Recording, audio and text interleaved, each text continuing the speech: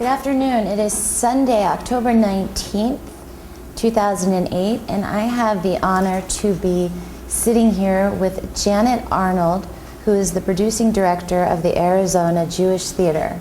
And I am actually extremely excited because I would love to know how your life evolved and how you became the producing director. And so please tell us everything. And I would be happy to tell you. Shyness has never been a problem. Okay. My family came to Arizona in 1957. I'm from a large family. I'm the youngest of 6 children. My maiden name was Skolnick. One of my brothers had come to ASU the previous year in '56 to kind of feel things out for us.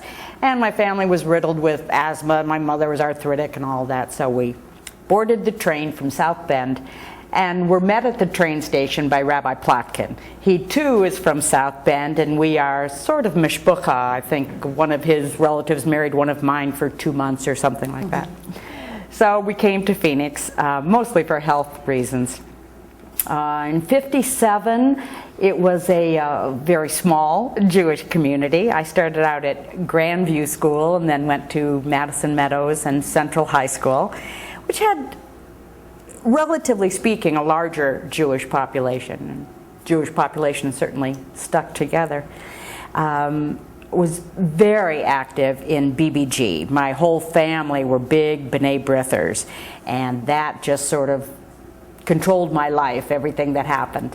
I started at the JCC at 16th Street in Camelback, which is now, of course, a Ford dealership, and was at the inauguration of the new JCC that we knew, which was on Maryland and 17th Avenue. I think it was about 1961. I went on to ASU and to the U of A, but I wasn't in theater then. I always liked theater, attended it, thought I could act, but I was too busy doing other things. BBG took up so much of my time. I was in a hurry to get through college, so I graduated in 3 years and so on, and so I never had time for anything like theater.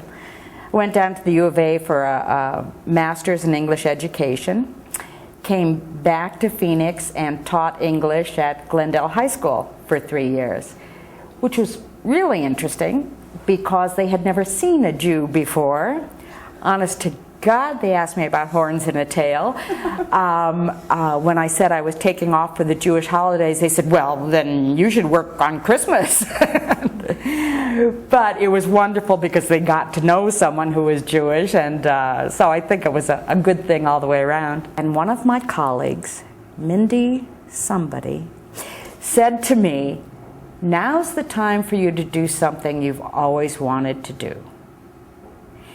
And I had been taking my boys, who were about 8 and 10 at the time, to auditions for children's theater. And there's always a need for boys, and they were doing all this children's theater. And I realized every time I took them that I wanted to be up there doing that. And somehow when Mindy, I wonder what Mindy's last name was, somehow when Mindy said that, it just struck a bell. So again, to show the influence of the Jewish community and the JCC, I look in the newspaper a couple weeks later, and there's an audition notice for a play. The auditions are being held at the JCC, and they need women. I now had no excuse. I mean, I had made lots of excuses up till then. And so I went to this audition and got a part that had 4 lines in Inherit the Wind. It had nothing to do with the Jewish community. It just so happened that the auditions were there. I didn't know that. But it was the start of my acting career. So it was great fun. I started doing a few more community plays and was able, because I still had friends at the JCC, to arrange some rehearsal space for a director friend of mine. He happened to be Catholic. His name is Bob Walters.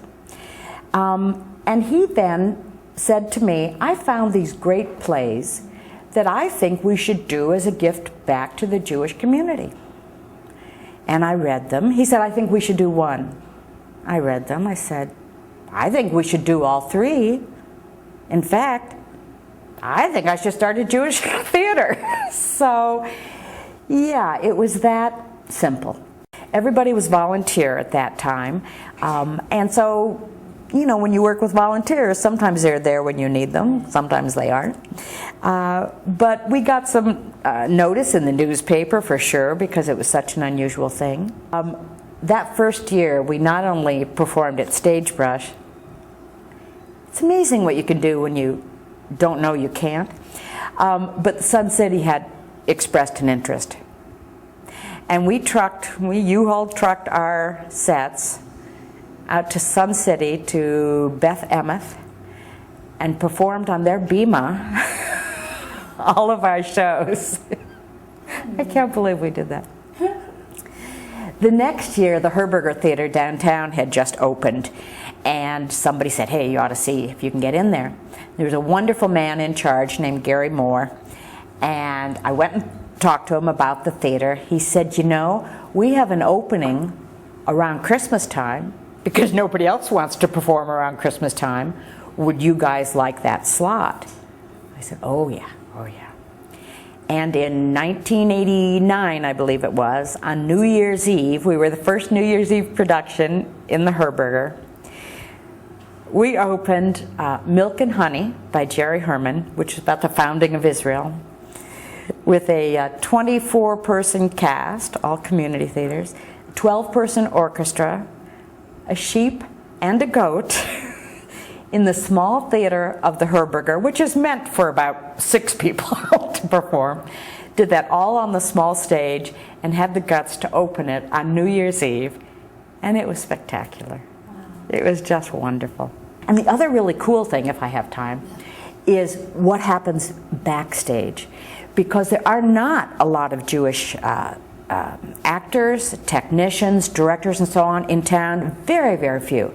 So we use people from all walks of life, all colors and creeds and that, and they all learn a little something about what it means to be Jewish. Or the non-Jewish actors who make sure that they send us Hanukkah greetings in December.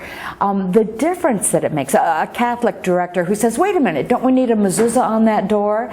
And they all learn a few little Yiddish phrases. It's a melting pot. It's been wonderful. We've taken 2 casts to the Chabad for Simchat Torah, so that they could see what's happening. And they danced with the Torah and drank schnapps with the Rebbe. These are people who we know aren't going to make the anti-Semitic remarks and aren't going to have that feeling, because they've been involved now in a little bit of what it means to be Jewish. And we know too that the theater itself serves as an entree, not only for those who have maybe lost their way from Judaism, but we have church groups who come to our theater. It's really wonderful, and I'm just as proud of the stuff that happens backstage as I am on the stage. I so believe in community. My background was not so much in theater as it was in community. Right. And so I feel that this is the way that I can give to the Jewish community and to the community at large. The Jewish community is just part of me. I couldn't do anything else, I don't think. And it's quite obvious. I think it really is. You're not a person who just speaks it, you live it, and it's quite obvious.